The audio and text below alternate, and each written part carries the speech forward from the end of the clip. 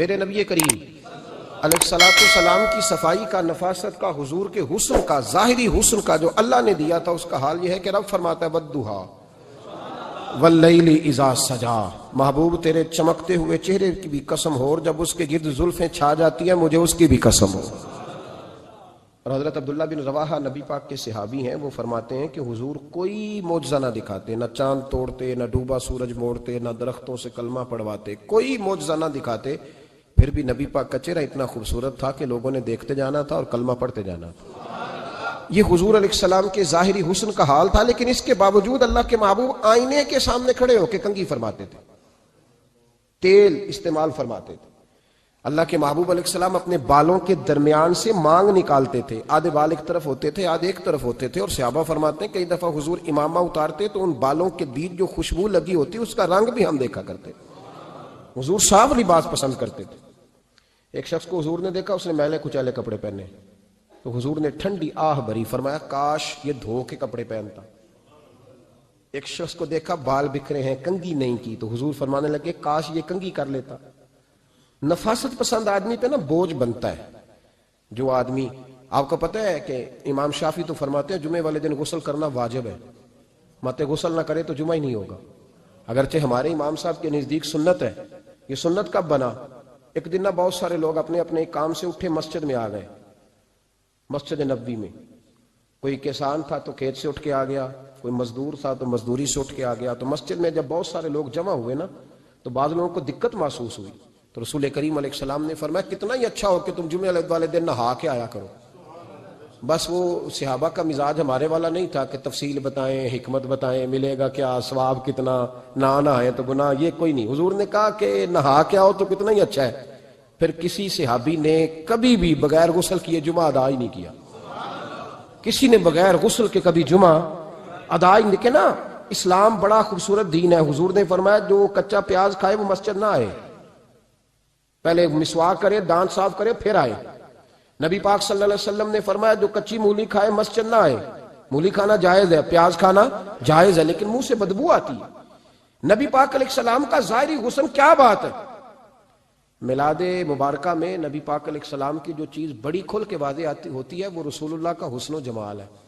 آپ کی والدہ سیدہ طیبہ طاہرہ حضرت سیدہ آمنہ رضی اللہ تعالیٰ، اماں جی کہتی ہیں کہ میرے محبوب جب میرے بطن اقدس میں آئے تو جو تکالیف عورتوں کو ہوتی ہے مجھے ان میں سے کوئی تکلیف بھی نہیں ہوئی، اور اماں جی کہتی ہیں مجھے کبھی کوئی ثقل، کوئی بوجھ محسوس نہیں ہوا، اور فرماتی ہیں کہ جو ولادت کے وقت لوگوں کو، عورتوں کو تکلیف ہوتی ہے مجھے وہ بھی نہیں ہوئی، اور فرماتی ہیں کہ نبی کریم علیہ السلام پیدا ہوئے تو ہمیں حضور علیہ السلام کی ناف کو کاٹنا نہیں پڑا، ناف بریدہ پیدا ہوئے، ختنہ شدہ پیدا ہوئے۔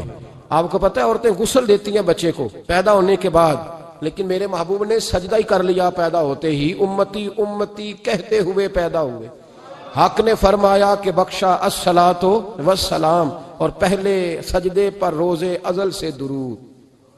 میرے امام فاضل بریلوی کا جو انداز تکلم ہے نا، اس کی بھی حد ہی کوئی نہیں، کوئی حد ہی نہیں، کہاں تک ان کی محبت جاتی۔ کہنے لگے پہلے سجدے پہ روز ازل سے درود، یادگاری یہ امت پہ لاکھوں سلام، یادگاری یہ امت پہ لاکھوں سلام۔ بتائیے بغیر وضو کے، بغیر غسل کے سجدہ ہو جاتا ہے؟ تو حضور نے سجدہ کر کے بتایا کہ اللہ نے مجھے پاک صاف پیدا کیا ہے۔ نبی پاک صلی اللہ علیہ وسلم کی والدہ نے جب یہ باتیں ارشاد فرمائیں تو لوگوں نے پوچھا ان سے کہ اماں جی پھر آپ ایک جملے میں بتائیں کہ ماجرا سارا کیا تھا، آخر ایک ولادت تو ہوئی نا، آپ کے وجود اطہر سے ایک بچہ تو نکلا، تو یہ کیا تھا؟ تو سیدہ آمنہ فرمانے لگی خرج منی نور، بس میرے وجود سے ایک نور نکلا ہے، بس میرے وجود سے ایک، اور روشنی آتی جاتی ہے تو کسی کو تکلیف نہیں دیتی، ایک نور نکلا۔ میرے رسول کریم علیہ السلام کو ظاہری حسن بھی کمال دیا، اور پھر حضور کی نفاست پسندی، صفائی پسندی۔ نبی پاک جب بات کرتے تھے نا تو حضور کے دانتوں سے نور نکلتا تھا، اس کے باوجود حضور ہر وضو کے لیے مسواک کرتے۔ میں نے ہر نماز کے لیے نہیں کہا، میں اپنے لفظوں کا ذمہ دار ہوں۔ کس کے لیے بولے آپ حضرات؟ ہر وضو کے لیے، یعنی اگر نبی پاک نے وضو نماز کے لیے کیا تب بھی مسواک کی، اور اگر قرآن شریف کی تلاوت کے لیے کیا تو پھر بھی مسواک کی، کسی اور موقع کے لیے وضو فرمایا تو پھر بھی مسواک کی۔ اور سیدہ عائشہ فرماتی ہے جب بھی حضور گھر سے نکلنے لگتے پہلے مسواک فرماتے، حالانکہ رسول پاک کے دندان اقدس تو نور والے تھے، ضرورت ہی نہیں تھی ہماری تعلیم کے لیے نفاست پسندی. ایک بات میں نے شروع کرنی ہے پر آپ نے ناراض نہیں ہونا، پہلے وعدہ کر لیں. جڑے نہیں بولے انہوں نے کی ارادہ ہے ہو جانا ہے. چلو ہو جائے، کوئی گل نہیں، خیر ہے، ہو جائیں آپ ناراض. نبی پاک نے بڑی مونچھیں نہیں پسند کی، حضور کو اچھی نہیں لگتی تھی. ایک بات پوچھتا ہوں آپ سے، یہ درد دل ہے میرا اور صرف سمجھانے کے لیے عرض کر رہا ہوں، کوئی تنقید نہیں. اللہ تعالیٰ مجھے نیت کا وضو عطا کرے. ایک بات بتانا، اگر بہو کھانا پکا کے لائے اور سالن سے بال نکل آئے تو پھر اس کا کیا حال ہوتا ہے؟ کئی تو بوڑھے پلیٹ اٹھا کے دیوار میں مارتے ہیں، ایسا ہی ہوتا ہے نا، یہ کیا ہے؟ اور اگر کبھی روٹی سے نکل آئے تو بیوی صاحبہ کا کیا حال ہوتا ہے؟ یہ کوئی طریقہ ہے کھانا پکانے کا؟ اور اللہ تعالیٰ معاف کرے، اگر کبھی ہوٹل میں چلے جائیں امیر لوگ 15,000 کا ڈنر کرنے، تو وہاں کسی سالن کی پلیٹ سے بال نکل آئے تو پھر تو پیسے کیا دینے ہیں، پھر تو ان کو اور جرمانہ ہو جاتا ہے. یہ تو سارے بال نکل آئے تو مشکل. اور ویسے بھی جو نفاست ہے نا طبیعت کی، اس پر بوجھ بنتا ہے، بال کھانے میں ہو آٹے میں ہو تو بوجھ بنتا ہے. تو بڑی مونچھوں والا دوست بھائی بزرگ جب پانی پیے گا تو بال پانی میں جائیں گے کہ نہیں جائیں گے؟ حکیم اور ڈاکٹر کہتے ہیں کہ کینسر کے مرض کا خطرہ ہے. اب باقی بھی راضی نہ ہو، حضور نے بڑی مونچھیں بھی پسند نہیں کی اور چھوٹی داڑھی بھی پسند نہیں کی. حضور نے فرمایا داڑھیاں بڑھاؤ، مونچھوں کو پست کرو، مشرکین کی مخالفت کرو. اور ایک مقام پہ رسول پاک علیہ السلام نے یہاں تک فرمایا کہ جو مونچھیں پست نہیں کرتا وہ ہم میں سے ہے ہی نہیں. نے سخت لفظ. ایک صحابی تھے، آپ یقین کریں نا، کئی دفعہ دوستوں کو کہنا پڑتا ہے اور کئی دفعہ نا مجھے محسوس ہوتا ہے کہ یار ہم روز ہی کہتے ہیں، لیکن کہتے پتہ کیوں ہے کہ بوجھ بنتا ہے وہ بندہ جو اس طرح کی تباہ کے ساتھ آتا ہے، جو حضور نے پسند نہیں کیا. ایک شخص نبی پاک کے سامنے آیا، قاضی عبدالدائم دائم صاحب نے لکھا ہے، بڑی خوبصورت بات لکھی ہے. کہنے لگے حضور کے سامنے وہ اکثر آیا کرتا تھا تو مونچھیں بڑی تھی، حالانکہ داڑھی بھی بڑی تھی، مونچھیں بھی بڑی تھی. 2-4 دفعہ حضور نے باتوں میں تات اللفظ سمجھایا. کچھ بندے نہیں سمجھتے، تات اللفظ سمجھاؤ یا بڑا کھول کے سمجھاؤ پر بات سمجھنے کو تیار نہیں ہوتے.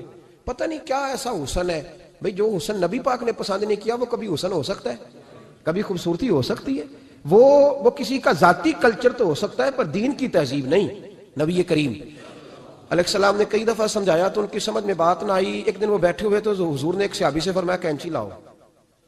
کہنے لگے میں سمجھ گیا کہ میرے ساتھ کچھ ہونے لگا ہے. ساتھ ہی حضور نے فرمایا ایک مسواک بھی لانا. کہنے لگے میں نے کہا بچت ہو گئی، میرے تو دانت صاف ہے. تو یہ شاید اس کی بات ہونے لگی ہے جس کے دانت بھی ٹھیک نہیں. دونوں چیزیں جب آ گئی نا تو حضور اٹھے اور نبی پاک نے مسواک ان کے ہونٹوں پہ رکھی. اسی سے آبی ہونٹوں کے اوپر مسواک رکھ کے تو اوپر سے حضور نے مونچھیں کاٹ دی.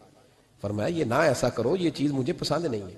حضور نے نفاست پسندی کو. اب تو اللہ تعالیٰ خیر کرے ملانگا آ گئے مارکیٹ میں، ملانگ درویشی فقیری، ان کے پاس رش بھی زیادہ ہے، ان کے درباروں پہ بھی رش زیادہ ہے. جی کہتے ہیں حضرت صاحب درویش آدمی ہے. بھئی روٹی تو پورے ٹائم پہ کھاتا ہے، مونچھیں کٹوانے میں ہی درویش ہو گیا ہے. نہ بال کٹواتا ہے نہ مونچھیں کٹواتا ہے. یہ گرو نانک کی تعلیمات ہیں، یہ نبی پاک کی تعلیم نہیں. وجود کا کوئی بال نہ کٹوانا یہ سکھوں کا طریقہ ہے، مسلمانوں کا یہ انداز. یہ کدھر کی فقیری ہے؟ دین کوئی غلاظتوں والا ہے معاذ اللہ، کہ بابا کپڑے نہیں بدلتا، بابا غسل نہیں کرتا، بابا بال نہیں کٹواتا. بابا ہے پاگل ہے. قطعی طور پر کوئی فقیری نہیں. فقیری صرف وہ ہے جو میرے نبی نے کیا ہے صلی اللہ تعالی. اس منبر پر بیٹھنا فقیری ہے چونکہ حضور ہر جمعے بیٹھا کرتے تھے. مصلی پہ نماز پڑھانا فقیری ہے چونکہ حضور ہر جمعے ہر 5 نمازوں کی حضور امامت فرماتے تھے. دین کی تبلیغ کرنا فقیری ہے جو میرے نبی پاک کیا کرتے. خلاف پیغمبر کسے راہ گزیر، وہ فقیری نہیں، وہ تماش بھی نہیں ہے، لوٹنے کا طریقہ ہے، اس کے علاوہ کوئی سٹائل نہیں. فقیری صرف وہ ہے جو رستہ میرے رسول پاک نے ہمیں عطا فرمایا، اس سے ہٹ کر کوئی فقر نہیں. میری بات کی سمجھ آ گئی آپ حضرات کو؟ نبی پاک علیہ الصلوۃ والسلام صاف لباس، اچھے کپڑے، اجلا انداز. اچھا جو بات جہاں میں لے کے جانا چاہ رہا ہوں اس کو سمجھیں. ایک آدمی ظاہری طور پر بڑا خوبصورت ہو پر کپڑے میلے کچیلے پہنے، وہ بھی بندہ اچھا نہیں لگتا. ظاہری بھی حسن ہو، کپڑے بھی اس کے صاف ہوں، لیکن بولے سخت، باتیں ترش کرے، تلخ جملے بولے تو اس کی بھی ساری پرسنالٹی ڈیمیج ہو جاتی، ختم. بڑا اچھا آدمی تھا، بڑا نورانی چہرہ تھا، بڑی خوبصورتی تھی، بڑا صاف ستھرا تھا، بڑا پاکیزہ تھا، کپڑے بھی بڑے خوشبو والے پہنے ہوئے تھے، بڑے صاف ستھرے لباس میں ملبوس تھا. لیکن جب اس نے بات شروع کی اور بزرگ تھا، سفید داڑھی تھی، معاذ اللہ تعالیٰ کسی بچے کو گالی دے دی، اچھا لگتا ہے؟ مجھے بتائیں اس کے پاس بیٹھنے کو دل چاہتا ہے؟ اس کی ساری پرسنالٹی جو ہوتی ہے وہ خراب ہو جاتی ہے. شخصیت کا جو ایک بھرم ہوتا ہے وہ ٹوٹ جاتا ہے. ایک روایت میری نظر سے گزری اور کیا ہی انداز ہے، امام زرقانی نے لکھی. ایک صحابی ہیں حضرت ابو کرسافہ رضی اللہ تعالیٰ عنہ، حضرت ابو کرسافہ رضی اللہ تعالیٰ عنہ فرماتے ہیں میں چھوٹا تھا، میری اماں اور میری خالہ مجھے ساتھ لے گئیں، میں نے کہا کہاں جانا ہے؟ کہنے لگے آؤ نبی پاک کا کلمہ پڑھنے جانا ہے۔ پڑھیے درود شریف صلی اللہ، سارے پڑھیے، پھر پڑھیے ایک دفعہ صلی اللہ تعالیٰ علیہ۔ حضور کا ذکر ہو تو فوراً درود پڑھنا چاہیے۔ نبی کریم علیہ السلام کی بارگاہ میں نا میری خالہ اور میری اماں دونوں مجھے ساتھ لے گئیں کلمہ پڑھنے۔ کہتے ہیں جب ہم حضور کی بارگاہ میں پہنچے، کلمہ پڑھا، واپس آئے تو میری اماں اور میری خالہ آپس میں بات کرنے لگیں۔ میری خالہ کہنے لگی تو نے دیکھا ہے ان کا بولنا کتنا مزیدار تھا؟ میری خالہ کہنے لگی تو نے تو وہ دیکھا لیکن وہ جو غلام آیا تھا اس کے ساتھ ان کا رویہ کتنا پیارا تھا۔ تو نے دیکھا جب وہ کھانا کھا رہے تھے تو پہلا خیال انہوں نے ہمارا کیا۔ بار بار وہ ان کا ذکر کرتی، کہتے آپس میں حضور کی شانیں بیان کرتی، میری اماں بھی میری خالہ بھی۔ بالآخر بات لمبی ہو گئی تو میری اماں بولی، کہنے لگی بس کر، ہم کتنی عظمتیں بیان کریں گے، مجھے تو 3 باتیں سمجھ میں آئی ہیں۔ کتنی؟ 3 باتیں مجھے سمجھ میں آئی ہیں۔ کہا وہ کیا؟ تو کہنے لگی ما رأینا مثل ھذا الرجل احسن وجھا ولا القى ثوبا ولا البنا کلاما۔ کہنے لگی مجھے تو 3 باتیں سمجھ میں آئی ہیں کہ نہ اتنا خوبصورت چہرے والا کوئی شخص دیکھا ہے، اور نہ اتنے صاف کپڑوں والا کو دیکھا ہے، اور نہ ہی اتنی میٹھی بولی بولنے والا کوئی دیکھا ہے۔ تینوں باتوں کی کمال ہے، ظاہری حسن بھی کمال، کپڑوں کی صفائی بھی کمال، اور رسول پاک کا بولنا بھی کمال، لب و لہجے میں مٹھاس بھی خوبصورتی والی۔ یہ اصل حسن ہے کہ ظاہراً بھی انسان بڑا منزہ ہو، باطناً بھی بڑا صاف ستھرا ہو۔ میرے رسول پاک علیہ السلام کا طریقہ مبارکہ پتہ کیا تھا؟ حضور صلی اللہ تعالیٰ علیہ وآلہ وسلم جب مسجد میں نماز پڑھ لیتے تو حضرت جعفر رضی اللہ تعالیٰ عنہ فرماتے، بخاری کی حدیث ہے، فرماتے ہیں میں مدینہ شریف میں آیا تو حضور نماز پڑھ لیتے تو صحابہ نبی پاک کے پاس آتے اور حضور کا دست مبارک پکڑ کے پہلے چومتے پھر چہروں پہ ملتے، پہلے چومتے پھر چہروں پر۔ نبی پاک کے صحابہ حضور کے قدم بھی چوما کرتے، قدموں میں جھکا کرتے تھے۔ یہ تو بھائی اس وقت پتہ چلتا ہے جب کسی سے پیار ہو جاتا ہے، جب کسی بندے سے۔ میں اکثر مثال دیا کرتا ہوں اکثر کہ کسی کا بچہ پیشاب کرے تو کہہ آتی ہے، الٹی آتی ہے، لیکن اپنا بچہ بالوں میں بھی کر دیتا ہے، پھر کوئی کہہ نہیں آتی چونکہ اپنا ہے نا، پیار ہو گیا نا۔ اب وہ کیفیت جب کسی سے محبت ہو جاتی ہے نا تو کچھ چیزیں صرف سمجھنے کی نہیں، کچھ چیزیں ایسی ہوتی ہیں جو محسوس کرنے والی ہوتی۔ اس نے کہا تھا عشق ایک ڈھونگ ہے، میں نے کہا تجھے عشق ہو خدا کرے، پھر کوئی تجھے اس سے جدا کرے، تو اسے تسبیحوں پہ پڑھا کرے، تو اسی کا نام جپا کرے، تو گلی گلی پھرا کرے، پھر میں کہوں کہ عشق ایک ڈھونگ ہے اور تو نہیں کہا کرے، پھر میں کہوں کہ عشق ایک ڈھونگ ہے اور تو۔ اس نے کہا تھا عشق ایک ڈھونگ ہے تو میں نے کہا تجھے عشق ہو خدا کرے۔ بھائی یاد رکھو جب انسان کو محبت ہوتی ہے تو پھر اس کے انداز بدل جاتے ہیں، اس کے طور طریقے تبدیل ہو جاتے ہیں۔ وہ میں اکثر ایک بات کہا کرتا ہوں، میں کہتا ہوں بچہ باہر سے برگر کھا کے آ جاتا ہے رات کو، اماں کہتی بیٹے روٹی کھا لو، کہنا تو گوبھی پکائی میں نہیں کھانی، حالانکہ برگر کھا آیا ہے، دور سے کھا آیا ہے، تو اماں اس کو کہتی ہے پھر میں سوئیاں نہ بنا دوں تھوڑی سی اپنے بیٹے کو، فٹافٹ چاول نہ تجھے ابال دوں، ساتھ میں باریک دال بنا دیتی، کہتا نہیں میری مرضی کا پکاتے نہیں، میں نے نہیں کھانا۔ ایسے اب ابا جو ہے نا، ابا وہ اماں کو سمجھا رہا، کہتا چھڈ پر بھوک لگے گی تو آپ ہی کھا لے گا، تو نہ ایڈی ٹینشن لے، ایویں پہ تینوں ستاندا ہے۔ اماں کیا کہتی ہے؟ کہتی نہیں مجھے نیند نہیں آ رہی، کھائے گا تو سکون آئے گا۔ اب اس کو آپ لاکھوں دلیلیں دیں کہ سیاںا بیانا ہے، بچہ نہیں ہے، 22 سال کا ہے، 24 سال کا، چھوڑ تو کیا کر رہی ہے، لیکن اماں کو کوئی سمجھا سکتا؟ کیوں نہیں سمجھا سکتا کہ اسے اپنے بیٹے سے پیار بڑھائے؟ وہ کیا کرے، وہ مجبور ہے، اس کے دل کی کیفیت اس طرح کی ہے کہ کوئی دنیا کی طاقت اسے سمجھا سکتی، سوال ہی نہیں پیدا ہوتا کوئی اسے سمجھا سکے۔ یہ ممکن کیسے ہو، کیسے سکتا ہے؟ یہ محبت ہے۔ میرے رسول پاک علیہ السلام کے صحابی حضرت جعفر فرماتے ہیں میں حضور کی بارگاہ میں آیا تو صحابہ کیا کرتے؟ نبی پاک کا دست مبارک پکڑتے، پہلے چومتے پھر چہرے پہ ملتے، بخاری ہے۔ فرماتے میں نے کہا یہ کیا کر رہے ہیں؟ پھر اچانک میرا بھی دل کیا ذرا کر کے تو دیکھو، کچھ چیزیں چکھنے پہ پتہ لگتا ہے کتنی مزیدار ہے۔ کہتے میں بھی قریب گیا، حضور کے دست مبارک میں نے ہاتھ ڈالا، فرماتے ہاتھ پکڑا ہی تھا کہ نبی پاک کا ہاتھ برف سے بھی زیادہ ٹھنڈا۔ فرماتے ہیں پھر میں نے پکڑ کے چہرے پہ ملا تو کستوری سے زیادہ خوشبو آ رہی تھی دست مبارک۔ فرماتے ہیں اب میرا چھوڑنے کو دل ہی نہیں کر رہا تھا، اب میری طبیعت نہیں مان رہی تھی۔ میرے نبی کریم علیہ السلام اللہ کی دلیل ہیں، ہر پاکیزگی، ہر حسن، ہر کیف اللہ نے اپنے رسول کو عطا فرمایا۔ دنیا کی جتنی غلاظتیں تھیں جب کوئی حضور کے قریب جاتا تھا تو ساری غلاظتیں دور ہو جاتی۔ کما ارسلنا فیکم رسولا منکم یتلو علیکم آیاتنا ویزکیکم، اللہ فرماتے ہیں میرے محبوب تم پر میری آیتیں پڑھیں گے اور تمہیں پاک فرما دیں گے، تمہاری ساری ناپاکیاں نبی پاک دور کر دے، ہر غلاظت تم سے دور ہٹ جائے۔ ایک صحابی ہیں حضرت شیبہ بن عثمان رضی اللہ تعالی عنہ، وہ کہتے ہیں میرے والد کو اور میرے چچا کو مسلمانوں نے احد میں قتل کر دیا تھا، میرے دل میں بڑا غصہ تھا، بڑا جلال تھا کہ کبھی مجھے موقع ملے تو میں بدلہ لوں گا۔ کہتے ہیں فتح مکہ کے بعد نبی پاک علیہ السلام حوازن کی جنگ کے لیے نکلے، مجھے پتا چلا حضور جا رہے ہیں، تو میرے اندر شعلے بھڑک رہے تھے انتقام کے۔ روز میں منصوبہ بندی کرتا، پلاننگ کرتا کہ کسی طریقے سے میں ان تک پہنچوں گا اور بدلہ لوں گا۔ کہتے ہیں نبی کریم علیہ السلام نہ حوازن کے لیے پہنچ چکے تھے، فرماتے ہیں میں بھی جنگ میں جا کے شریک ہو گیا، اور میں نے طریقہ اس طرح کا اختیار کیا کہ کسی طریقے میں حضور تک پہنچ جاؤں۔ سمجھ آ رہی ہے میری بات کی؟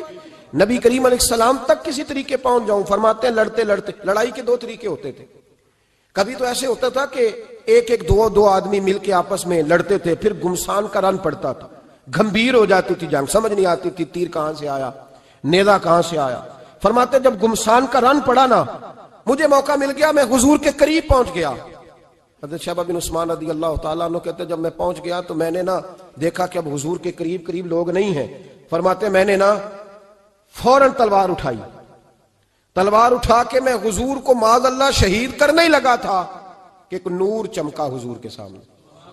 پڑھیے درود صلی اللہ علیہ وسلم۔ کہتے ایک نور چمکا، اتنی تیزی تھی اس نور میں کہ میری آنکھیں بند ہو گئی، میرے ہاتھ سے تلوار گر گئی، آنکھیں چندھا گئی میری۔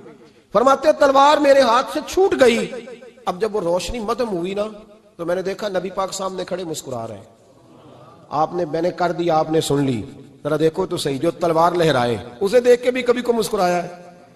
جس نے تلوار ہی لہرا دی، جو شہید کرنے ہی لگا تھا، پہنچ گیا تھا۔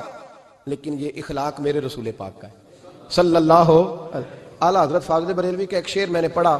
کئی کچھ چیزیں ایسی ہوتی ہیں جو بس نا وہ آتی تو سامنے ہیں لیکن وہ اتنا لطف دے جاتی ہیں کہ ٹھنڈا ہو جاتا ہے مزاج۔ رات کو میں شعر پڑھ رہا تھا اعلیٰ حضرت کا فاضل بریلوی رحمت، اور میں نے شعر پڑھا تو مجھے اچھا لگا سنانا۔ ایک دوست کو میں نے فون کیا، میں نے کہا یار ذرا شعر تو سن لے، یہ پہلی دفعہ نظر سے گزرا ہے، ابھی سیدھا سادہ لیکن روح تک اتر گیا۔ اعلیٰ حضرت فرمانے لگے نبی پاک کے بارے میں، فرمانے لگے سیدھی سیدھی روش پر کروڑوں درود، سیدھی سیدھی روش پر، بالکل سیدھی ہے حضور کی باتیں، کسی پیچیدگی کی ضرورت نہیں۔ کہنے لگے سیدھی سیدھی روش پر کروڑوں درود، سادی سادی طبیعت پہ لاکھوں سلام، سادی سادی طبیعت پہ سیدھی سیدھی روش پر کروڑوں درود اور سادی سادی طبیعت پہ لاکھوں سلام۔ میرے نبی کریم صلی اللہ علیہ وسلم مجھے دیکھ کے مسکرائے، اور فرمایا جب حضور مسکرائے نا تو میں نبی کریم علیہ السلام کو دیکھ کے حیران ہوا کہ میں نے تلوار تانی تھی اور حضور نے مسکرانا شروع کیا۔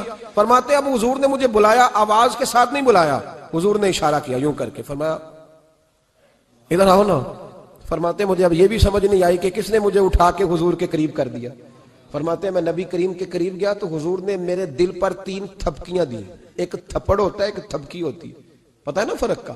ایک تھپڑ کو مارے تو جلال آتا ہے اور تھپکی دے تو پیار آتا ہے۔ کہتے ہیں حضور نے 3 تھپکیاں دی اور دی بھی میرے دل پر، 1 پھر 2 پھر 3۔ کہتے ہیں پہلی تھپکی دی تو میرے اندر سے کفر نکل گیا، دوسری تھپکی دی تو میرے اندر ایمان داخل ہو گیا، اور تیسری تھپکی جب نبی پاک علیہ السلام نے دی تو مجھے ہر چیز سے بڑھ کر رسول اللہ سے پیار ہو گیا، محبت ہو گئی نبی کریم سے۔ آپ فرماتے ہیں اب حضور نے نا فوراً میرے ہاتھ میں تلوار تھمائی، فرمایا پہلے تو ہمارے خلاف لڑ رہا تھا، تلوار پکڑ، اب ہماری طرف سے لڑ، تلوار پکڑ اور لڑ۔ آپ فرماتے ہیں میں اتنا لڑا کہ جو حضور کا دشمن سامنے آتا میں گلا کاٹ دیتا، جو آتا میں اس کے ٹکڑے کر دیتا۔ فرماتے ہیں پہلے میں باپ کا بدلہ لینے آیا تھا اور اب میرا یہ حال ہے کہ اگر میرا باپ بھی سامنے آئے گا تو میں اس کا بھی گلا کاٹ دوں گا، لیکن حضور کے قریب کسی کو جانے نہیں دوں گا۔ حضرت شیبہ بن عثمان کہتے ہیں جنگ ختم ہو گئی، حضور خیمے میں گئے، میں بھی گیا، اب نبی پاک لوگوں سے باتیں کر رہے ہیں، حضور لوگوں سے باتیں کر رہے ہیں، میں ایک کونے میں بیٹھا سوچ رہا ہوں کہ میں تو بدلہ لینے آیا تھا، یہ میرے ساتھ ہوا کیا؟ حضور لوگوں سے باتیں کرتے جا رہے ہیں، میں سوچتا جا رہا ہوں کہ میں تو انتقام لینے آیا، یہ کیا معاملہ ہوا؟ کہتے ہیں محبوب نے اچانک میری طرف نظر اٹھائی اور فرمانے لگے شیبہ ایک ارادہ تو نے کیا تھا جو غلط تھا، اور ایک ارادہ میرے رب نے کیا ہے اور تیرے اوپر فضل فرما دیا ہے۔ فرماتے حضور نے اب مجھ سے فرمایا کوئی خواہش ہو تو بتاؤ، مانگ لو کچھ مانگنا ہے تو۔ میں نے عرض کی یا رسول اللہ میری بخشش کی دعا کر دیں، بڑا میرا خوفناک ماضی ہے، میں اسلام کا بڑا دشمن رہا ہوں، حضور دعا کر دیں یاد ماضی عذاب ہے یا رب، چھین لے مجھ سے حافظہ میرا، یا رسول اللہ بڑے گناہ ہیں میرے، دعا کر دیں۔ کہتے میں نے دعا کے لیے کہا اور حضور پھر دوسرے لوگوں سے باتیں کرنے لگ گئے، کبھی اس سے کبھی اس سے کبھی اس سے۔ میں سوچنے لگا کہ میری بات کا کوئی جواب ہی نہیں آیا۔ جب تو 3 بار میں نے سوچا تو میرے کریم نے پھر توجہ میری جانب کی اور فرمایا تو نے بخشش کی دعا کا کہا تھا، میں نے سن لیا ہے، رب کریم نے تیری بخشش فرما دی ہے، اللہ نے تجھے بخش دیا ہے، تیری خطائیں رب کریم نے معاف کر دی۔ نبی پاک کے دست مبارک کی برکت، رسول پاک۔ ایک صحابی تھے حضرت فرقد ان کا نام تھا رضی اللہ تعالی۔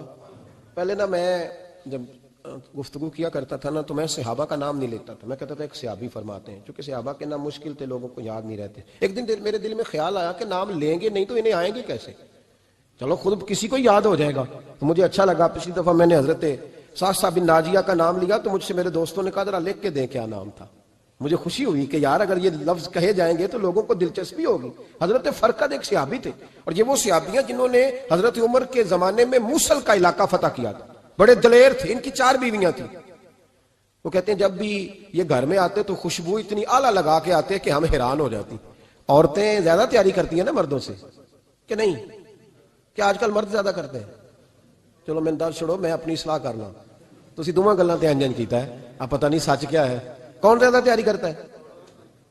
چلو بیٹھے جو مرد نے، ویسے میرے پاس جو اخباری تراشے ہیں ان میں یہ لکھا ہے کہ آج کل مردوں کے میک اپ پہ زیادہ خرچ آنے لگا ہے، یہ تحقیقی رپورٹ ہے۔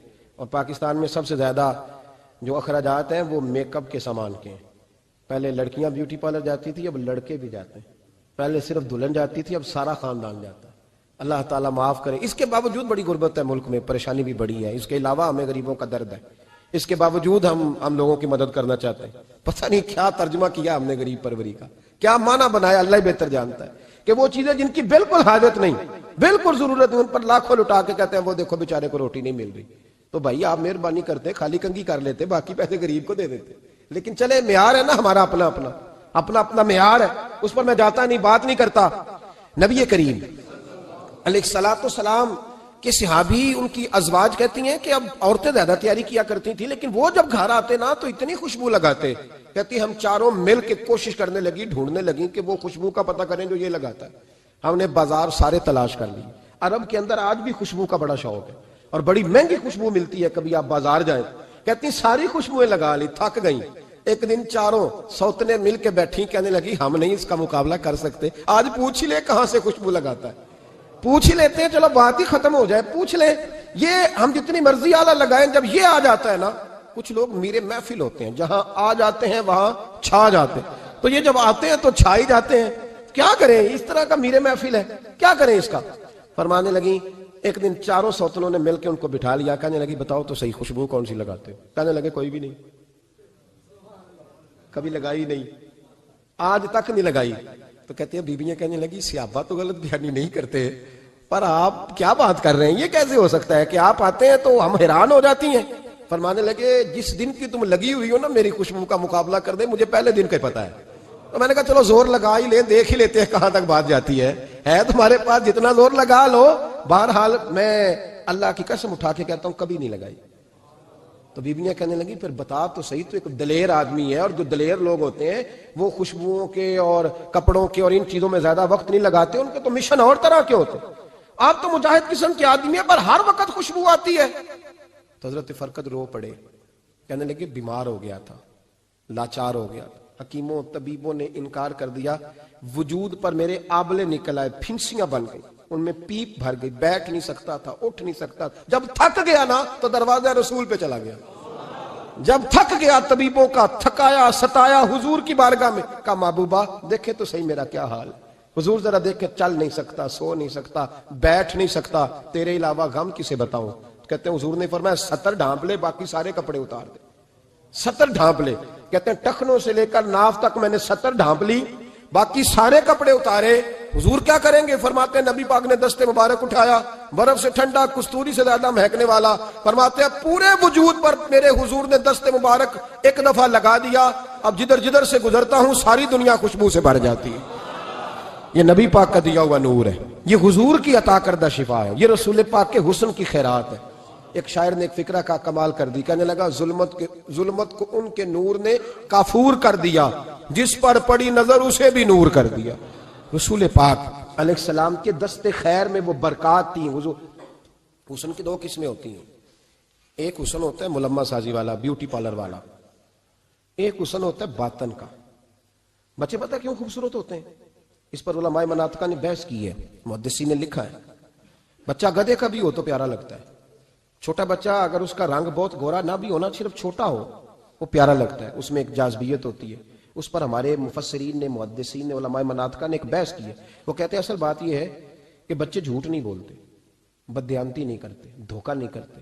یہ جو اندر کی عیاریاں ہوتی ہیں نا، چہرہ بھی خطرناک کر دیتی ہیں، اور جب اندر حسن ہوتا ہے تو باہر بھی حسن ہی ہوتا ہے۔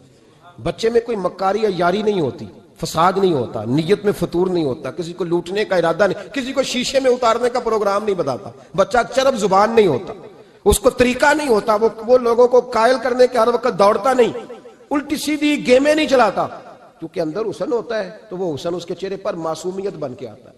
سمجھ آ رہی ہے میری بات کی؟ اس کی دلیل میرے رسول پاک علیہ السلام نے بخاری میں فرمایا اللہ کا ولی وہ ہے جس کا چہرہ دیکھو تو اللہ یاد آ جائے۔ اب یہاں یہ نہیں فرمایا گورا چٹا ہو، خوبصورت ہو، بس اس کے چہرے میں معصومیت ہوتی ہے، وہ سچا ہوتا ہے، وہ کھرا ہوتا ہے، اس کا حسن چہرے پہ آتا ہے۔ میرے رسول کریم علیہ السلام کا جو حسن تھا نا، وہ اندر کی صداقت کی روشنی تھی، وہ اندر کے کیف کا نور تھا جو حضور کے چہرے پر عیاں ہوتا تھا۔ اس لیے نبی پاک کا چہرہ جو تھا وہ آنکھیں چدھیاتا نہیں تھا، بلکہ آنکھوں کو اچھا لگتا تھا۔ شاہ عبد الرحیم صاحب محدث دہلوی شاہ ولی اللہ صاحب کے والد ہیں، اور ہمارے بر صغیر پاک و ہند میں جتنے بھی مسالک ہیں یہ سارے شاہ ولی اللہ صاحب کے شاگرد بنتے ہیں۔ وہ کہتے ہیں میرے ابا جی نے خواب دیکھا اور خواب میں انہیں رسول اللہ کا دیدار نصیب ہوا۔ تو نبی کریم علیہ السلام کی بارگاہ میں شاہ ولی اللہ صاحب کے ابا جی کہنے لگے حضور ایک بات بڑی اڑ گئی ہے میرے دل میں، بڑی، تو کتابوں سے جواب نہیں ملا، آج رب کریم نے موقع دیا ہے اس سوال کا جواب۔ تو عبد الرحیم پوچھو کہ یا رسول اللہ حضرت یوسف کا حسن دیکھ کے لوگوں نے انگلیاں کاٹ لی، پر آپ کو تکنے والے تکتے ہی رہے، کوئی بھی ہوش نہیں ہوا، کسی نے انگلی نہیں کاٹی۔ تو کہتے محبوب نے فرمایا عبد الرحیم رب کریم نے اپنی غیرت کے ساتھ میرے حسن پر 70,000 پردے ڈالے، یہی بہتر ہے کہ پردوں میں وہ پردہ پوش رہے، وہ اگر پردے اٹھا دے تو کسے ہوش رہے۔ فرمایا 70,000 پردوں میں چھپا ہوا حسن ہے، ورنہ کسی کی طاقت تھی کوئی بات کر سکتا، جرت تھی کسی شخص کی؟ میرے حبیب پاک سید عالم حضرت عبداللہ ابن سلام رضی اللہ تعالیٰ عنہ اہل یہود کے بڑے عالم تھے۔ فرماتے میں تورات زبور انجیل کا جاننے والا تھا۔ جس دن حضور مدینہ طیبہ ایک قصوہ نامی اونٹنی پر بیٹھے تھے، میں حضور سے مناظرہ کرنے، بحث کرنے آیا، میرے ساتھ میرے شاگرد تھے، ارادہ تھا بحث کروں گا، نبی پاک کو بڑے معاذ اللہ کڑوے کڑوے سوال کروں گا۔ کہتے ہیں حضور بیٹھے تھے قصوہ نامی اونٹنی پہ اور گردن مبارک جھکی ہوئی، ہونٹوں پر حضور کے زیر لب ہلکی سی مسکراہٹ تھی۔ نبی پاک تھوڑا بولتے تھے پر جتنا بولتے تھے وہ دلوں میں اترتا جاتا تھا۔ فرماتے ہیں میں جب گیا نا، میرے شاگرد ساتھ تھے، مناظرہ کرنے گیا، مناظرہ شاگرد ساتھ تھے، فرماتے ہیں میں بڑے سوالات تیار کر کے گیا، پر حضور گھوڑے پہ بیٹھے تھے۔ دو باتیں میں نے سنی، حضور نے فرمایا رشتہ داروں سے اچھا سلوک کرو، اپنے غلاموں کا خیال کرو۔ کہتے ہیں وہ شاگرد مجھے دھکے دینے لگے، کہنے لگے چل استاد جی آگے ہو، کرو سوال، چلو نا آگے بڑھو نا آگے۔ یہ کئی دفعہ نعرے لگانے والے بھی مروا دیتے ہیں نا، چلو نا چلو آگے، چلو بڑھو آگے، کرو بات، آؤ نا۔ کہتے میں ذرا آگے بڑھا، دھکا دیا انہوں نے۔ فرماتے میں آگے بڑھا اور میں نے قریب محبوب کے قریب جا کے کہا حضور مجھے کلمہ پڑھا دے، میں مسلمان ہونے آیا ہوں۔ یعنی عام آدمی تو قائل ہو جاتا ہے عالم اور تورات زبور انجیل کا جاننے والا، حضور کلمہ پڑھائیں۔ کہتے میں واپس آیا نا کلمہ پڑھ کے، تو شاگرد کہنے لگے استاد جی آپ تو مناظرہ کرنے آئے تھے، یہ کیا ہوا؟ تو یہ لفظ ہے حضرت عبداللہ ابن سلام کے، فرمانے لگے تم نے نبی پاک کا چہرہ نہیں دیکھا، ان کی آنکھوں کی روشنی نہیں دیکھی، تم نے چہرے کی معصومیت نہیں دیکھی، لب و لہجے کا وقار نہیں دیکھا؟ کتنے دنوں کے تھکے ماندے آج وہ مدینے پہنچے، پر ان کے لب و لہجے میں کوئی اکتاہٹ، کوئی تھکاوٹ، کوئی لفظوں میں جھول تم نے دیکھا ہے؟ فرمانے لگے جس کا اس طرح کا چہرہ ہوتا ہے وہ جھوٹا نہیں سچا ہوا کرتا ہے۔ میرے نبی پاک علیہ السلام کے غلام حضرت طارق بن عبداللہ رضی اللہ تعالیٰ عنہ فرماتے ہیں کلمہ پڑھنے سے پہلے ایک دفعہ ہمارا سارا قبیلہ تجارت کے لیے نکلا تھا، اور اس وقت منظر یہ ہوتا تھا کہ ہم اپنی عورتوں کو بھی ساتھ لے جاتے تھے، 6 مہینے سفر کرنا ہوتا تھا، اونٹ گھوڑے ہم بیچا کرتے تھے، عورتیں بھی ساتھ رہتی، کھاتے بھی پکاتے بھی۔ کہتے ایک سفر سے ہم واپس آ رہے تھے تو مدینے کے باہر صحرا میں ہم نے پڑاؤ کیا، اکیلے رسول پاک صلی اللہ، پھر ایک دفعہ پڑھیے گا ایک دفعہ پھر کہیے گا صلی اللہ تعالی علیہ وسلم. کہتے ہیں نبی پاک تنے تنہا اکیلے حضور نہ سیر کرتے کرتے کرتے کرتے ہمارے قافلے کے پاس سے گزرے, خیمے لگے تھے, پڑاؤ کیا, محبوب تشریف لے آئے. کہتے ہیں حضور سید عالم صلی اللہ تعالی وسلم تشریف لائے. کوئی قبیلے میں سے, قافلے میں سے حضور کو جانتا نہیں تھا. ایک سرخ رنگ کا اونٹ تھا ہمارے سردار کا جو بکنے سے رہ گیا تھا, بڑا خوبصورت. کہتے ہیں نبی پاک کو پسند آ گیا. حضور پوچھنے لگے تم کون ہو؟ کہا جی مسافر ہے. کہاں سے آئے ہو؟ فلاں جگہ سے آئے ہیں. کس لیے آئے ہو؟ ہم تجارت کی غرض سے نکلے. اونٹ بیچو گے؟ بیچنا ہے. کتنے کا؟ سودا طے ہوا. اس نے کہا اتنے لینے, حضور نے کہا اتنے دینے ہیں. بات طے ہو گئی. کہتے ہیں لگام حضور نے پکڑی اور فرمانے لگے وہ سامنے میرا شہر ہے جس کا نام مدینہ, وہ میرا شہر ہے. میں ابھی مدینے جاتا ہوں, اپنے غلام کو بھیجتا ہوں اور تمہیں آ کے نہ قیمت دے جاتا ہے. محبوب گھوڑے کی لگام تھا, اونٹ کی لگام تھا میں, نکیل تھا میں, اونٹ تھا سرخ رنگ کا. حضور لے کے جب نکلے نا, تھوڑا سا چند قدم آگے گئے تو ان میں سے ایک شخص بولا, کہنے لگا سردار آپ سیانے لوگ ہیں, سمجھدار ہیں. اس شخص کا نام پوچھا آپ نے, قبیلہ پوچھا ہے, ایڈریس کا پتہ ہے, پتہ ہے کہاں رہتا ہے, اتنا قیمتی اونٹ دے دیا. سردار بھی کہنے لگا, سارے کہنے لگے یار ان کی باتوں میں اتنی لذت تھی, ان کے گفتار و رفتار اتنی باوقار تھی, مزیدار تھی کہ ہوش ہی کوئی نہیں رہا. بھئی ہم پرانے تاجر ہیں, کبھی اس طرح کا سودا کیا ہی نہیں جس طرح کا آج ہو گیا. اوہو واقعی کچھ نہیں یاد رہا, کوئی سمجھ نہیں آئی. وہ ابھی نظر آ رہے, ایک آدمی دوڑ کے جاؤ, دوڑ کے اور جا کر کے نا ان سے کہو, بڑی جائز بات ہے, وہ ناراض بھی نہیں ہوں گے. ان سے ایک شخص کہو کہ بھئی اونٹ دے جاؤ, پیسے لے آنا اور اپنا مال لے جانا, دوڑ کے جاؤ. ایک شخص دوڑنے لگا تو سردار کی بیوی خیمے کے اندر تھی, پردے کے پیچھے سے بولی, کہنے لگی خبردار کوئی پیچھے نہ جائے, اگر پیسے مل گئے تو ٹھیک ہے, نہ ملے تو میں دے دوں گی, کوئی پیچھے نہ, کوئی نہ جائے پیچھے. سردار کہنے لگا تو جانتی ہے؟ کہنے لگی نہیں. کہا گارنٹی کیوں دے رہی ہے؟ تو کہنے لگی تم نے ان کا چہرہ نہیں دیکھا, تم تو سودے کر رہے تھے, میں پردے کے پیچھے سے دیکھ رہی تھی. پیر مہر علی شاہ صاحب کو کسی نے کہا تھا نبی پاک کا حلیہ بیان کریں, بتائیں حضور کے کان مبارک کیسے تھے, آنکھیں کیسی تھی, ناک مبارک کیسی تھی, بینی مبارک کیسی تھی. تو پیر مہر علی شاہ صاحب کہنے لگے کوئی مثل نہیں ڈھولن دی. کہنے لگے مجھ سے نہیں بیان ہوتا حضور کا حلیہ, کوئی مثل نہیں ڈھولن دی.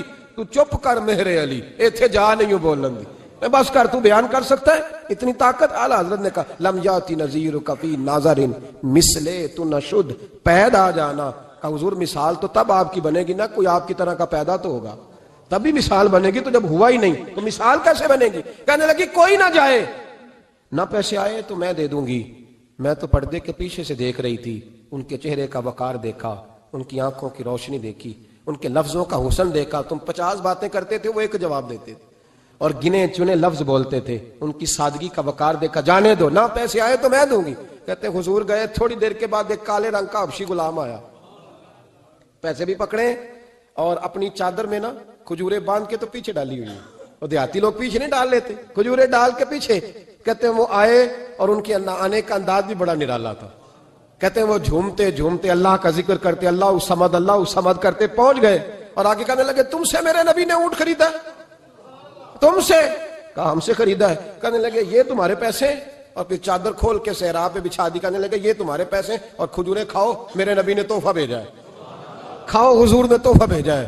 تو وہ سردار کی بیوی اوٹ ہٹا کے کہنے لگی اور کالے رنگ کے حبشی غلام انہیں کھجوریں کھلا, اور مجھے اس عزت والی ماں کا نام بتا جس کے گھر میں ایسا لال پیدا ہوا, انہیں کھجوریں کھلا, اور مجھے اس عظمت والے باپ کا نام بتا جس کے گھر میں ایسا پھول کھلا ہے. وہ قبیلہ تو بتا تو صحیح, وہ کون تھے. 2 گھڑیاں رکے ہیں پر خوشبو ہی پھیل گئی ہے, رنگ ہی بدل گیا, تار کوئی مثل نہ ڈھولن دی. تو چپ کر مہر علی, ایتھے جہاں نہیں ہوں بولن دی. حضرت طارق بن عبداللہ کہتے ہیں جناب بلال فرمانے لگے وہی تو اللہ کے آخری رسول ہیں, وہی تو خاتم المرسلین ہیں, وہی تو ہیں جنہیں اللہ نے ساری انسانیت کے لیے نمونہ عمل بنایا. کہتے ہیں ہم اونٹ بیچنے گئے تھے پر سارے کا سارا قبیلہ ہی مسلمان ہو گیا. نبی پاک کی حضور کے ظاہری حسن کے تذکرے ہماری اولادوں کو آنے چاہیے. ایک شعر مرحوم اعظم چشتی نے کہا تھا, کمال کر دی. کہنے لگے سمجھا نہیں ہنوز میرا عشق بے ثبات, تو کائنات حسن ہے یا حسن کائنات. میں آج تک سمجھ نہیں سکا, سمجھا نہیں ہنوز میرا عشق بے ثبات, تو کائنات حسن ہے یا حسن کائنات. بھائیو وہ سارے طریقے اپناؤ جو رسول پاک نے عطا فرمائے. زمانے بھر میں یہ قاعدہ ہے کہ جس کا کھانا اسی کا گانا. حضرت حکیم الامت فرماتے ہیں کہ زمانے بھر میں یہ قاعدہ ہے کہ جس کا کھانا اسی کا گانا، تو جن کا ہم کھا رہے ہیں انہی کے پھر گیت ہم گا رہے۔ کائنات ارضی اور سماوی پر سب سے بڑا، سب سے شاندار، سب سے خوبصورت، سب سے ٹھنڈا، سب سے امن والا جو انقلاب ہے وہ میرے نبی پاک نے برپا فرمایا۔ بڑی یہ کم نصیبی ہے کہ مسلمانوں میں فرقے بن گئے اور امت تقسیم ہو گئی اور تقسیم ہونے سے کمزور ہو گئی۔ لیکن افسوس کی بات یہ ہے کہ لوگ اس بات کو سمجھنے سے عاری ہیں کہ عید میلاد النبی صلی اللہ تعالی علیہ وسلم تو امت اس بات کے شکر کے طور پہ مناتی ہے کہ اللہ نے ہمیں اپنے نبی کا غلام بنایا۔ آؤ میں تمہیں مسلم شریف پڑھ کے سناتا ہوں، اور راوی بھی وہ بندہ جو ہر وقت حضور کے قریب رہتے تھے، حضرت انس بن مالک رضی اللہ تعالی۔ آپ فرماتے ہیں مجھے وہ دن بھولتا ہی نہیں، میں بھلا سکتا ہی نہیں جس دن میرے نبی پاک مکے سے ہجرت کر کے مدینہ طیبہ تشریف لائے۔ حضور اس دن کیا ہوا تھا؟ تو حضرت انس بن مالک فرماتے ہیں ساری بیبیاں چھتوں پہ چڑھ گئی، ساری عورتیں اپنے اپنے کام میں مصروف ہوتی ہیں، کوئی کسی وجہ سے چھت پہ چڑھ جائے تو چڑھ جائے، ساری کٹھی تب بھی چڑھتی ہیں جب گلی میں کچھ اور ہو، جب کوئی انوکھی بات۔ ساری بیبیاں چھتوں پہ چڑھ گئیں، بچے درختوں کے ساتھ چمٹ گئے، اور فرماتے ہیں کہ 70 کے قریب لوگ حضور کی سواری کے آگے تھے اور باقی سینکڑوں کی تعداد سے سواری کے پیچھے تھے، اور فرماتے ہیں یہ الگ منظر تھا۔ اور یہ مسلم شریف میں نعرہ موجود ہے، مسلم شریف میں یہ صحیح مسلم میں موجود ہے کہ جب حضور مدینے آ رہے تھے تو مدینے والے نعرہ لگاتے تھے یا محمدہ یا رسول اللہ، اور چلتے ہوئے لگا رہے تھے یا محمدہ یا رسول اللہ کا وہ نعرہ لگا رہے تھے۔ اور پھر حضرت انس بن مالک فرماتے ہیں یہ دو منظر یہ تھے، ایک تیسرا منظر بھی تھا۔ مدینہ شریف کے اندر کچھ قبیلے تھے، آج بھی ایسا ہونا نہیں چاہیے، یہ اسلام نہ صرف اس کو ناپسند کرتا ہے بلکہ اس کی تردید کرتا ہے۔ چھوٹی برادری بڑی برادری آج بھی تقسیم ہے، نہیں ہونی چاہیے۔ عرب کے اندر بھی تقسیم تھی، کچھ قبیلوں کو چھوٹا جانتے تھے، کچھ کو بڑا جانتے تھے۔ ایک قبیلہ تھا بڑا قبیلہ، بنو نجار کا، چودھریوں کا قبیلہ، سیٹھوں نوابوں کا قبیلہ، بڑے لوگوں کا قبیلہ۔ اس قبیلے کی بیٹیاں ایک کونے میں دف لے کے بیٹھ گئی۔ نبی پاک صلی اللہ تعالی علیہ وآلہ وسلم کے غلاموں بات کو سمجھیں۔ ایک منظر یہ کہ عورتیں چھتوں پہ، آج ہم منع کریں گے کیونکہ یہ پردے کی آیتیں نازل ہونے سے پہلے کی بات ہے، اب آیتیں آ گئیں، اب ہم یہ اجازت نہیں دیتے۔ عورتیں چھتوں پہ چڑھ گئیں، مرد گلیوں میں نعرے لگانے لگے، اور بنو نجار قبیلے کی بیٹیاں چھوٹی بچیاں وہ ایک کونے میں دف لے کے بیٹھ گئیں اور وہ پڑھنے لگیں طلع البدر علینا۔ اب تو میلاد غریبوں میں رہ گیا ہے، ہمارے یہاں فیشن ہو گیا ہے، جب حالات خراب ہوتے ہیں تو لوگ برکت کے لیے میلاد کراتے ہیں، اور جب امیر ہو جاتے ہیں پھر انہیں میلاد کے جائز ہونے کی دلیل ہی کوئی نہیں ملتی، پھر وہ یہ فیشن ہے۔ بندہ تھوڑا سا پڑھ جائے نا دو چار چیزیں تو ہر چیز کو غلط کہنا اس کی طبیعت ہوتی، پھر یہ فیشن ہے کہ میری سوسائٹی نہیں ہو گئی، کتابیں نہیں ہو گئی، فرنیچر نیا ہو گیا، دوست نئے ہو گئے، تو مذہب وہی پرانا۔ اوئے ہوئے کوئی ترقی کرنی چاہیے، پھر وہ ترقی کرتے ہیں بیچارے، اور جن کی پیچھے 10 نسلیں اور 50 نسلیں میلاد مناتی آنے کو تو نہیں دلیل کوئی نہیں ملی۔ سبحان اللہ۔ جن کی دادی وضو کر کے کھیر پکاتی تھی 11ویں کی، جب امیر ہو جاتے ہیں تو انہیں 11ویں پکانے کی دلیل ہی نہیں ملتی۔ اب آپ امیر ہو گئے میرے بھائی، آپ کا فیشن ہے، یہ طبیعت کا حصہ ہے۔ آپ چاہتے ہیں کہ میں وہ کام کروں جو درویش لوگ، سادے لوگ نہیں کرتے، تم اپنے معاملات کو بچانے کے لیے نعرے لگاؤ تو تمہارے پاس ساری دلیلیں ہیں، لیکن یہ تمہارا نصیبہ ہے کہ تم جھوٹوں کے نعرے لگاتے ہو، لیکن یہ غریبوں کا نصیبہ ہے کہ میلاد والے رسول کا نعرہ لگاتے، یہ غریب کا حصہ ہے۔ لیکن وہ بنو نجار کی بچیاں غریب نہیں امیر گھرانے سے تھیں، انہوں نے جو بات کی اس کو حفیظ جلندری نے لکھا۔ مرحوم کہنے لگے کہ وہ ننھی بچیاں، چھوٹی بچیاں تھیں، کہتے وہ ننھی بچیاں وہاں بیٹھ کر دف بجاتی تھیں اور رسول پاک کی جانب اشارے کر کے گاتی تھیں، اور لوگوں سے کہتی تھیں کہ یہ کو ہمارا پیشہ نہیں دف بجانا، ہم تو چودھریوں کی بیٹیاں ہیں، ہم تو بڑے خاندان سے ہیں.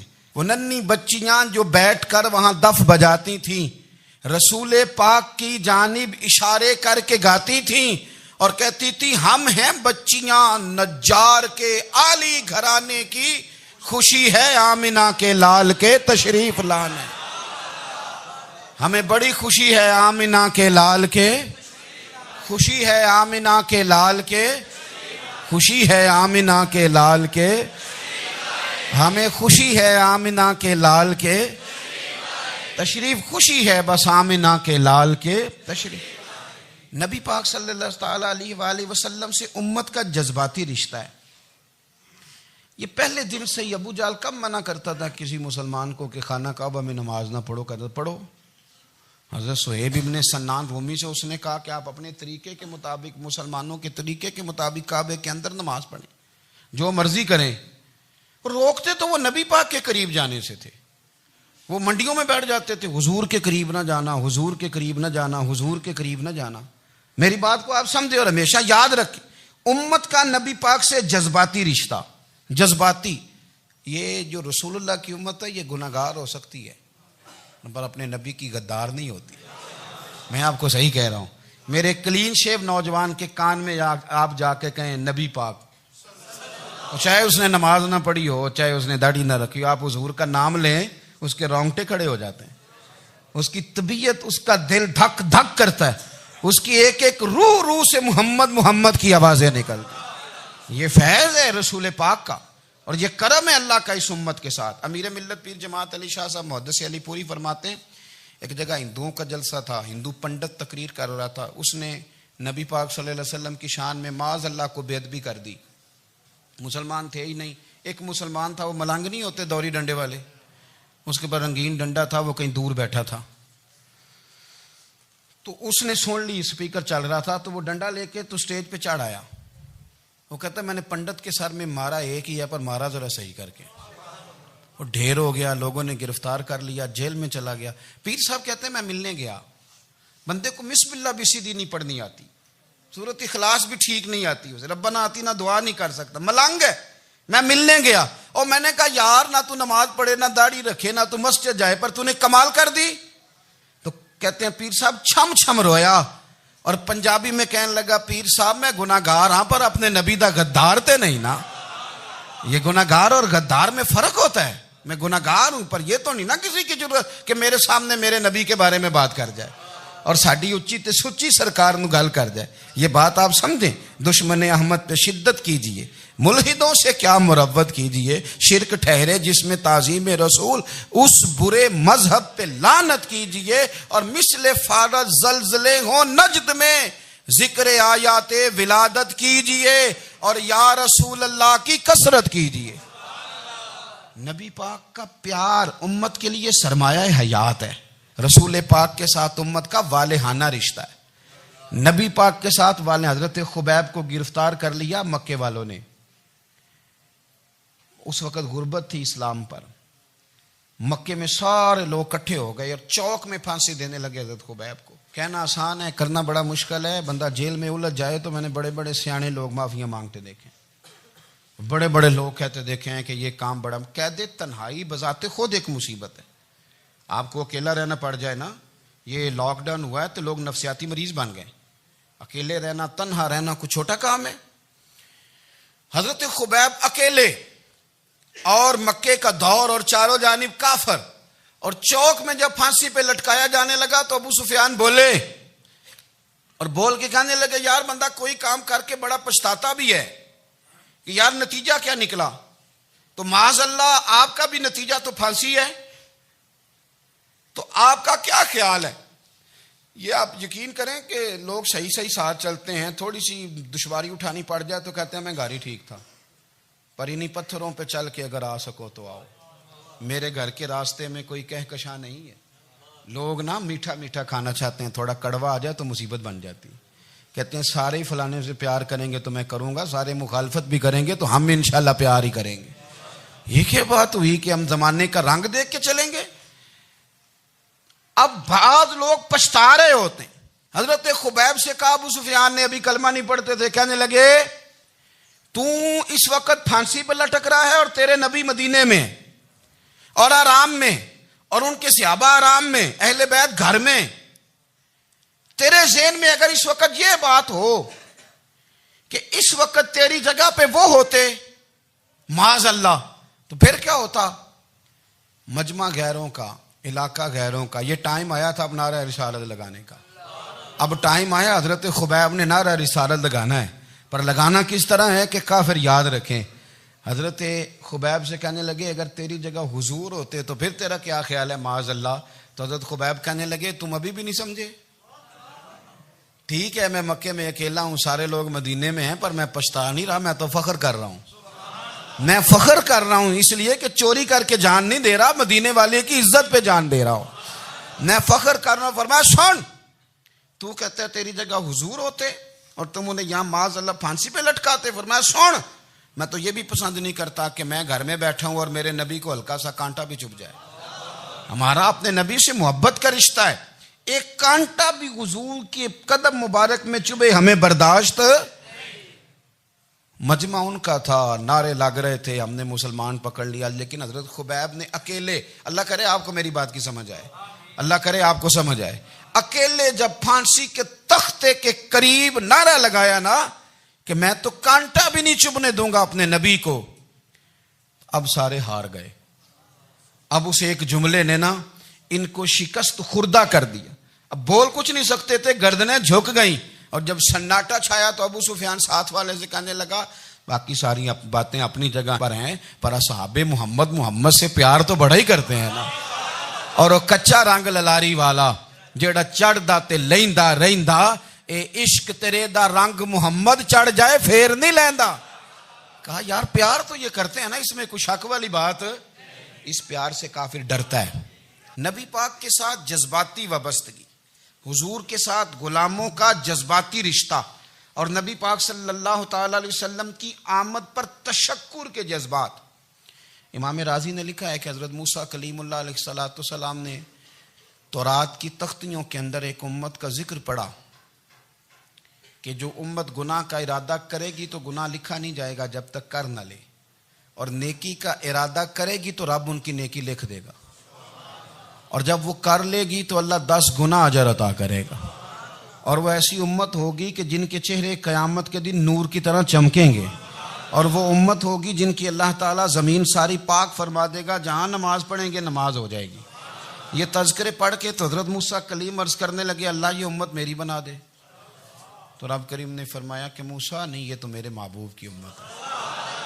فرمایا یہ تو میرے نبی پاک کی امت، حضور کی امت. اللہ اکبر. حضرت موسیٰ معمولی آدمی نہیں، وہ جلیل القدر پیغمبر ہیں جن کا قرآن کے ہر سپارے میں تذکرہ ہے، کہیں واضح طور پہ کہیں اشارتاً، ہر پارے میں. اور حضرت موسیٰ اللہ کے وہ نبی ہیں جو رب سے ڈائریکٹ باتیں کریں کوہ طور. کہا اے موسیٰ یہ امت تو میرے نبی کی ہے. تو حضرت موسیٰ علیہ السلام عرض کرتے ہیں، امام رازی نے لکھا ہے، کہتے ہیں اے اللہ پھر مجھے اپنی نبی کی امت میں شامل کر. او یار ہمیں لوگ کہتے ہیں میلاد نہ مناؤ. جس امت میں آنے کے لیے حضرت موسیٰ نے دعا مانگی، جس محبوب کی غلامی کے لیے، ہمیں تو دعا بھی کوئی نہیں مانگنی پڑی، اللہ نے فضل سے ہی مدینے والے کا غلام بنا دیا. تو ہم حضور کے تذکرے نہ کریں، ہم تشکر نہ کریں، ہم نبی پاک صلی اللہ تعالی وسلم کی نعت نہ پڑھیں، ہم حضور کے آنے پر جشن کا اظہار نہ کریں. ہر وہ جائز طریقہ جس سے اظہار خوشی ہو سکے وہ میلاد پہ کرنا چاہیے، اور اس کے لیے اسباب بنانے چاہیے. امت کا ایک جذباتی انداز ہونا چاہیے نبی پاک کے ساتھ، ایک وارفتگی، ایک ذوق، ایک طبیعت کے اندر وجدان. نعرہ مطلب اس طرح نہ ہو کہ بس چل رہا ہے کام. میں نہیں ہوں قائل، میں کہتا ہوں پہلے تو کوئی لگائے نہ، اور پھر نعرہ جب لگتا تھا نا تو مسلمانوں کے یہاں نعرہ لگتا تھا تو بڑے بڑے لوگ کانپ جاتے تھے. صوفیات نے لکھا ہے کہ حضرت عمر نے جب کلمہ پڑھا نا تو 39 بندے کلمہ پڑھتے تھے. تو نبی پاک نے رات کو دعا مانگی، اے اللہ عمر کو مسلمان کر کے اسلام کو عزت دے. حضرت عمر سویرے آ گئے. میں وہ تفصیل میں نہیں جاتا، بات لمبی. حضرت عمر جب آئے نا اور انہوں نے آتے جب کہا نا کہ میں کلمہ پڑھنے آیا ہوں، تو حضور اتنے راضی ہوئے کہ نبی پاک نے کہا اللہ اکبر. تو صحابہ نے نعرے لگائے اللہ اکبر اللہ اکبر. یعنی 40 لوگ مسلمان ہوئے تو نعرے لگے. نعرے لگے. ہمارے صوفیاء کہتے ہیں حضرت عمر کے آنے پر جب نعرے لگے تو بتاؤ کہ وہ تو نعرہ تکبیر لگا, نعرہ رسالت کیوں نہیں لگا؟ تو کہتے ہیں گویا ہمیں حضور نے یہ سمجھایا ہے, حضور کے اشاروں نے سمجھایا ہے کہ میں اب اپنے نعرے خود تو نہیں نہ لگاؤں گا, میں نے تو اللہ اکبر کہہ دیا, عمر آ گیا ہے, میرے نعرے لگاتا رہے گا. وہ نعرے لگیں گے. حضرت عمر نے پہلے دن ہی کہا کہ حضور آپ سچے رسول ہیں تو چھپ چھپ کے نماز کیوں پڑھیں؟ شروع ہو گئے نعرے. حضور آپ سچے ہیں تو چھپ چھپ کے نماز کا کیا معنی ہو؟ تو حضور نے فرمایا تیرا کیا ارادہ؟ عرض کی حضور سارے نہیں, ایک میں, ایک امیر حمزہ, ایک لائن کے آگے وہ لگ جائے, ایک کے آگے میں لگ جاؤں, اور باقی مسلمان جتنے ہیں کل 40 تھے, پیچھے 18 19 بچیں گے, تو ایک لائن میں وہ ہو جائیں, ایک میں آگے, ایک میں امیر حمزہ ہو, ایک میں ہوں, تو دیکھ لیتے ہیں یہ ہمیں نماز کیسے نہیں پڑھنے دیتے. ہاں دیکھ لیتے ہیں. آئے نا میدان میں, ادھر آ ستمگر ہنر آزمائیں, تو تیر آزما ہم جگر آزمائیں, اور غلامان محمد جان دینے سے نہیں ڈرتے, یہ سر کٹ جائے یہاں رہ جائے کچھ پرواہ نہیں کرتے. فرمایا ابھی پتہ چل جاتا ہے نا, ایک لائن میں حضرت امیر حمزہ ہو گئے, ایک میں حضرت عمر ہو گئے. پہلے یہ مارتے تھے جو حرم شریف میں مسلمانوں کے طریقے پہ نماز پڑھتا تھا, یہ جلوسوں کی بڑی برکت ہے. اندر بیٹھے رہے نا چپ کر کے, نکل جائیں تو پتہ کچھ بھی نہیں چلتا. جب نکلتے ہیں نا لوگ کہتے ہیں جلوس کیا معنی ہے, تو میں بتاتا ہوں نا جلوس کا معنی کیا ہے. حضرت عمر نے باہر نکلے 2 لائنوں کا جلوس, لمبا بھی کوئی نہیں, بندے بھی 40, اور جناب فاروق اعظم باہر نکلے تو عمر کا نعرہ, عمر کا. حضرت عمر نے یوں کر کے آستینیں بازو کی چڑھا لی, اور اپنے گلے میں جو ان کے رومال تھا نا اس کو یوں سینے پہ باندھا, اور اس ہاتھ میں تلوار تھی تو یوں کر کے باہر لہرائی. کہنے لگے او مکے کے کافرو ادھر آؤ میرے سامنے. جس نے اپنی بیوی بیوہ کرانی ہو, جس نے بچے یتیم کرانے ہوں, وہ آئے میدان میں. مصطفیٰ کے غلام آج سڑکوں پہ نکل آئے, آئے میدان میں ہمارے سامنے ہمارا مقابلہ کرے. آئے نا میدان میں, ہم نکلے ہیں. اب ہم یہاں کعبے میں اعلانیہ نماز پڑھیں گے, ہم پڑھیں گے. طاقت ہے تو آؤ نا, ہمارا مقابلہ کرو, آؤ. کفر بذات خود بہت بڑا جھوٹ ہے, اور جھوٹ کے پیر بس 2 بندے نکلے تلواریں لے کے آگے آگے, تو پھر حضرت عمر نے اعلانیہ نماز پڑھوائی خانہ کعبہ. تو میرے بھائی رسول اللہ صلی اللہ علیہ وسلم کے غلام تو جب نعرہ لگاتے تھے تو ہو ہی کمال جاتا تھا. پھر بریلی کے امام بولے, کہنے لگے پیش حق مجدہ شفاعت کا سناتے جائیں. حضور قیامت کے دن آگے آگے نا, ہمارے آگے آگے خوشخبری دیں گے, کہیں گے تم فکر نہ کرو, آ جاؤ میں تمہیں بخشواتا ہوں, میں تمہاری سفارش, آ جاؤ پیچھے پیچھے. حضور نہ پیش حق مجدہ شفاعت کا سناتے جائیں گے. یقین کریں بریلی کے امام کو بھی بڑا ہی رنگ آتا ہے بیان کرنے کا. کہنے لگے آپ روتے جائیں گے. اللہ کو منانا ہے نا حضور نے. کہتے ہیں پیش حق مجدہ شفاعت کا سناتے جائیں گے, آپ روتے جائیں گے, پر ہم کو ہنساتے جائیں گے. باغ جنت میں محمد مسکراتے جائیں گے, پھول رحمت کے گریں گے, ہم اٹھاتے جائیں گے, اور حشر میں ہوگا ہمارا داخلہ اس شان سے, ہم یا رسول اللہ کا نعرہ لگاتے جائیں, ہم یا رسول اللہ کا نعرہ. امام راضی کہتے ہیں حضور نے ایک رکا پکڑا چھوٹا سا, ایک بندے کو لوگ دوزخ میں لے کے جا رہے ہیں. اچھا مجھے ایک بات بتاؤ, فیصلہ پہلے ہو گیا ہے, اللہ کے سامنے ہوا ہے, اور فیصلہ ہو گیا اور طے ہو گیا کہ دوزخ میں جانا ہے. وہ قریب پہنچ گئے دوزخ کے, تو حضور نے دیکھ لیا, اور بتایا کس نے؟ حضرت آدم نے. حضرت آدم کہنے لگے حضور وہ آپ کے غلام کو دوزخ میں لے جا رہے ہیں. نبی پاک آگے گئے, کیا پڑھتے ہیں ہمارے بھائی؟ حضور نے مجھے ان سے چھڑا کے چھوڑ دیا. نبی پاک صلی اللہ علیہ وسلم آگے گئے, فرمایا ادھر آؤ, کہاں لے کے جا رہے ہو؟ اللہ کے سامنے فیصلہ ہوا ہے نا, فرشتوں نے کیا ہے نا. فرشتے کو کسی سے بددیانتی تو نہیں نہ کرتے, فرشتوں نے جو کیا ٹھیک کیا ہے نا. کیوں لے کے جا رہے ہو؟ سونے گناہ زیادہ ہیں, نیکیاں تھوڑی ہیں. فرمایا میرے سامنے تو لو. کسی فرشتے نے نہیں کہا کہ سونے معاذ اللہ ہم کو بے ایمان ہے, ہماری کوئی اس سے زد چل, ساڈا کو بننا سان جائے دے نال. بھائی میرا مطلب ہے صحیح تولا ہے, فیصلہ ہے, فرمایا دوبارہ تو لو. گویا رب بھی فرماتا ہے جیسے میرا محبوب کہتا ہے ویسے ہی کر.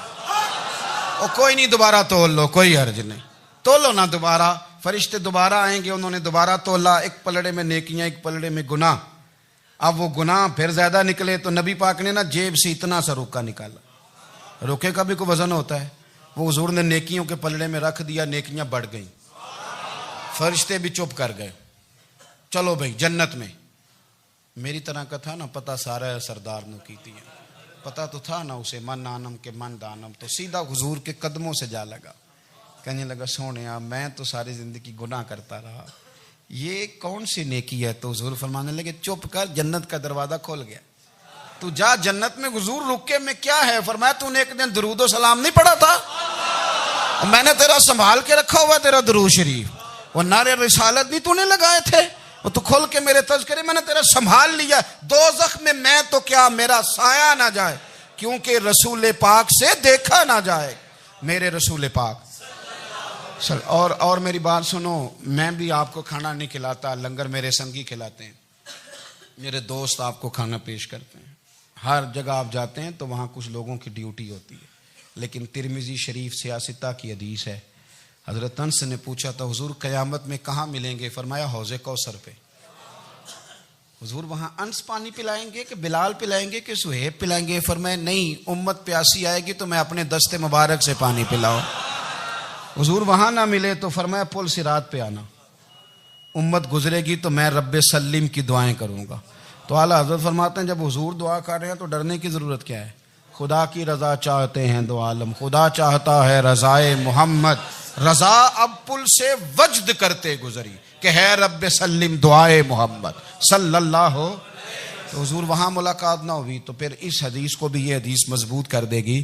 حضور فرمانے لگے پھر میزان عمل پہ آ جانا، امت کے عمل تول رہے ہوں گے اور میں کامیابی کی دعائیں مانگ رہا ہوں گا، تو جس کے لیے حضور دعا مانگیں گے ناکام ہوگا، ناکام ہوگا۔ اپنے بچوں کو حضور کی محبت سکھائیں، نبی پاک صلی اللہ علیہ وسلم کی غلامی کریں، آپ کا رشتہ نبی پاک کے ساتھ مضبوط ہونا چاہیے، آپ کے تعلقات حضور کے ساتھ مضبوط ہونے چاہیے، اور آپ نے دائیں بائیں نہیں دیکھنا کہ پراپوگنڈا کیا ہے، لوگ کیا کہہ رہے ہیں، لوگوں کو دیکھ کے جو لوگ رستہ بناتے ہیں وہ پیچھے رہ جاتے ہیں۔ آپ نے یہ دیکھنا ہے کہ میرا حضور سے نسبت کا تعلق مضبوط ہے، کوئی کدھر جا رہا ہے اس سے ہمیں کوئی تعلق۔ اس وقت عالمی حالات کیا ہیں، قومی حالات کیا ہیں، معاشی حالات کیا ہیں، جرنلسٹ کیا کہہ رہے ہیں فلانے کے، ہمیں اس سے غرض نہیں ہے، ہمیں تو اتنا پتہ ہے کہ ہم نے اپنے نبی کو راضی کرنا ہے۔ تو اس لیے خوبصورت محافل کا ذکر کریں،